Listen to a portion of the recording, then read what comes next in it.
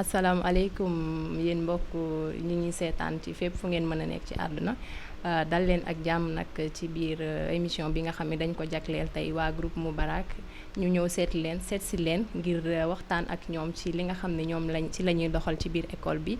muy ab centre de formation ñu ngi jàkkaarloo ak ki nga xam ne moom mooy directeur bi ñu bàyyi ko mu nuyoo rek ginnaaw loolu ñu jàll ci question yi monsieur nuyu nañu la. jërëjëf maa ngi leen di fay di kontaan bu baax ci dalal leen.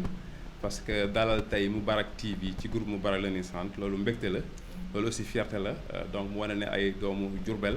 yu entrepreneur rek ñoom ñoo ñëw samp ay mbir yoo xam ne bii dinañ ci mën a jariñ Sénégal jariñ ci àdduna bi donc kon bu ma recevoir fee tey l'équipe vraiment donc de Moubarak TV donc fierté rek la ci ñun tey ñu recevoir leen. waaw jërëjëf loolu rafet na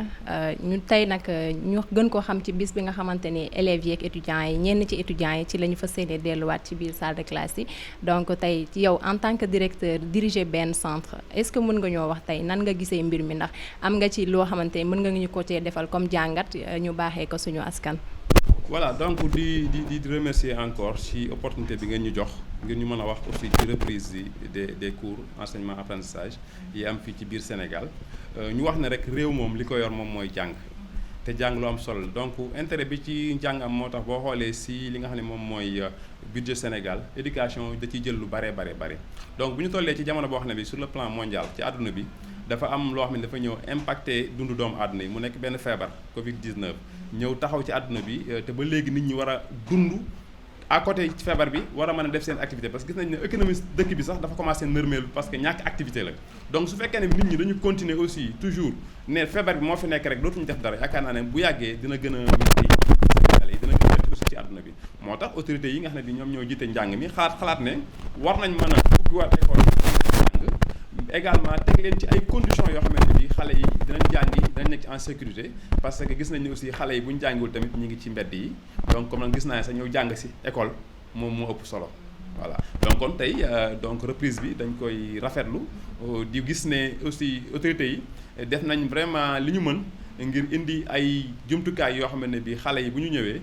dañ ko fi mën a fekk bu ñu ko fekkee tamit ñu nekk ak ñoom aussi ñu mën leen a gën a guider ne leen yoon bi nii la pour vraiment ñu mën a def li nga xam ne moo leen nekkoon li leen fi indi woon parce que xale bu ci nekk yaakaar naa ne bëgg nga soo bindoo fenn di jàng nga jàng année bi ba mu jeex nga réussir ko pour mën a dem ci beneen année mais quant à aussi situation ba feebar bi tax ñu téye njàngale mi ba mu war a nekk ay année blanche ak détails yooyu man gisuma loolu ndax yaakaar année blanche parent bi sax da ciy perte ndax parent bi inscrire doomam war ko jox au transport war ko jox au lu mu lekk war ko jox mu dem su fekkee dafa reprendre année bi day xaw a métti donc kon yaakaar naa ne xalaat bi ñu def nii vraiment essayer de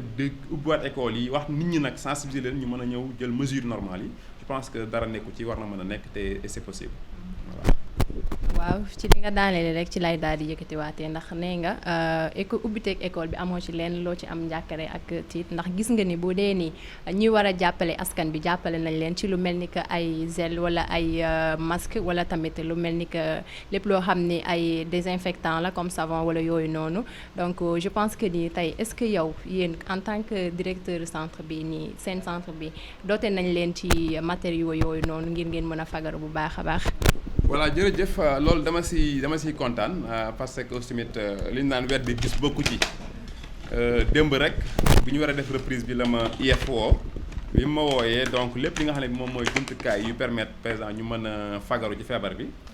jox nañu ko donc lii déjà thermoflash la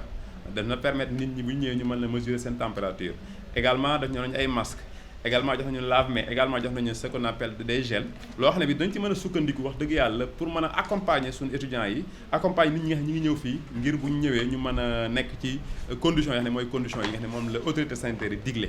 donc kon tey mën nañu ne jot nañu li nga xam ne ni moom mooy li nga xam ne moo jëm ci reprise bi mën a jaar yoon bon fekkoon nañ sax ñun personnellement on me le dit pas ñu aussi ñuy sensibiliser donc kon lii ñun wax dëgg yàlla jumtukaay yi nga xam ne moom la nit ki war a jëfandikoo ñun fekkoon nañ sax ñu ciy jéem a sensibiliser doomu aadama yi ci waxtaan ak ñoom di leen wax ne ni la ñuy def bu ñu amee suñ tour sax yenn saa ñu jàppale ko ak suñu ay kilifa pour jox ko askan bi ngir ñu mën a góorgóorlu kon déjà tey pour wax reprise war na mën a nekk donc IEF aussi def na rôle am comme ni ñu ko waxee sànq jox nañu li nga xam ne moom mooy li nga xam ne mooy matériel bi ñu mën a jëfandikoo ngir xale yi bu ñu ñëwee wax dëgg yàlla ñu nekk ci jàmm ñu nekk ci ay conditions yu normal voilà. am na solo lool kon su ma la déggee daal mooy yéen waajal nañ leen te itam même bu ñu leen waajalu toon itam yéen di ngeen waajal seen bopp ndax yéen a ngi woon ci biir sensibilisation bi di jàppale askanu Diourbel bi ak askan bi yëpp. waaye ginnaaw bi loolu weesoo itam comme que yow yaay directeur centre bi bëggoon nañoo xam tey centre bi lan moo doonoon du mën a njëriñ gi sax ndax centre boo ko waxee rek wax nga njëriñ rawatina bu formation bi nga xam ne jeunes yi yëpp moom la ñuy wër tey est-ce que mën nga ñoo wax centre bi lan mooy ay début ak lan la centre bi jot a def pour jeunes yi nga xam ne ñu ngi ci biir centre bi di bëgg a suivre ay formation ak yan façon cours ngeen di jox seen askan maanaam seen ay étudiants seen ay ñi fiy jàngee. jërëjëf loolu dañ ci kontaan di sawar di rafetlu aussi question bi nga ñu posé ci loolu nag daf ñuy permettre ñu mën a au moins remercier ki nga xam ne moom mooy promoteur u école bi muy Pape Modou Fall. donc en 2008 donc la am idée wu ne dafay créer une école de formation à Diourbel ku ne xam ne en matière d'investissement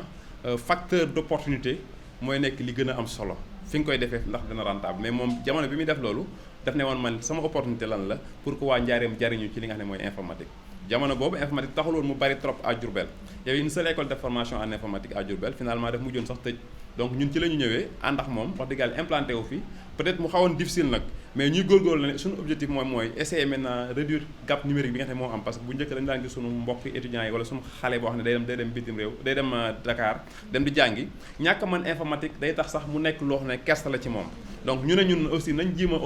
approché école yi au moins xale boo xam ne yaa ngi ci collège yaa ngi ci lycée yi bala ngay génn di dem fenn au moins nga mën a am jumtukaay yoo xam ne bu ëllëgee boo génnee di nga ci mën a jariñoo ci loolu aussi ñu gën a taxaw am taxawaay ba ay professionnels yoo xam ne bii ñu ngi ci dëkk bi dañ doon sax ñëw fii wax dëgg yàlla di ñëw di xeeñtu di góorgóorlu ngir mën a am aussi information en informatique ci biir loolu aussi ñuy góorgóorlu di mettre en place aussi des mécanismes de formation ba tey ñu teg école boo xam ne bii wax dëgg yàlla école bu répondre ci ay normes la donc enseignement yi ñu fiy joxe bëri na ñu ngi fi joxe enseignement donc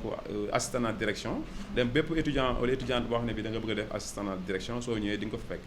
bépp étudiant boo xam ne da nga bëgg a def comptabilité gestion donc boo ñëwee si di nga ko fekk bépp étudiant boo xam ne da nga bëgg a def gestion de projet ak management marketing da nga ko fi def bépp étudiant boo xam ne da nga def communication ci li ngeen def ni aussi boo ñëwee di nga ko fi fekk donc au delà de ça aussi y a des formations techniques lu mel ni maintenance et réseau informatique donc mooy ñi nga xam ne bi tey ay techniciens la ñuy doon bu ñu paree ci seen formation te loolu aussi am nañ chance wu grâce ak collaboration partenaire boo xam ne bi dafa nekk centre de calcul informatique ba cours yi ñuy joxe en maintenance informatique nekk même cours yi nga xam ne moom la centre de calcul di joxe c'est-à-dire c'est des cours en ligne donc développés par un programme international qui s'appelle Cisco Networking Academy ce qui fait que élèves bi même bu fekkee nekk na këram suñu ko enregistré dans la base de données mun na lire chapitres yi mun na lire lépp su ñëwee école ñu def moom résumé des chapitres bu ñu paree aussi def la pratique ba gis nañ ne tey groupe Moubarak au-delà de sa formation bi muy joxe tey bu sa machine paanoon tey boo jaaxlee soo ñëwee y a des techniciens qui sont là pour réparer sa machine soo amee problème mu câblage installation réseau Moubarak TV mënoon na bëgg a yokk extendre réseau am su ñëwee bu demande expertise mu Moubarak Learning Center mën nañ ñëw jàppale ko ci xam-xam ci xarale boobu donc kon loolu muy ay jeexital yoo xam ne yu am solo la parce que loolu mooy approche bi fexe ba xale bi bu fi defee 3 mois sax su génnee au moins dina am lu mu mën te loolu moo nekkoon idée première création école bi donc ñu ciy sant bu baax donc on a formé beaucoup de jeunes yoo xam ne bi jusque là ñi ngi inséré wu peut-être dans le monde du travail wala ñu créé seen yëfu bopp di yëngatu te loolu moo nekkoon objectif bi donc kon ñi ngi ciy sant bu baax di gërëm bu baax ñi nga xam ne aussi ñi ngi wóolu école bi moom mooy parents yi ñi nga xam ne bi ñu ngi fi seen doom également partenaire bu ci mel ni 3FPT donc depuis 2017 bi mu commencé ba léegi wax dëgg yàlla mi ngi fiy yabal ay ndongo yi bu ñu bindoo mu leen di jàppale donc yooyu ay mbir la wax ne bis dafa mérité wax am na d'autres partenaires yoo xam ne bi ñi ngi fi ñoom itam ñu ngi leen di sant bu baax a baax.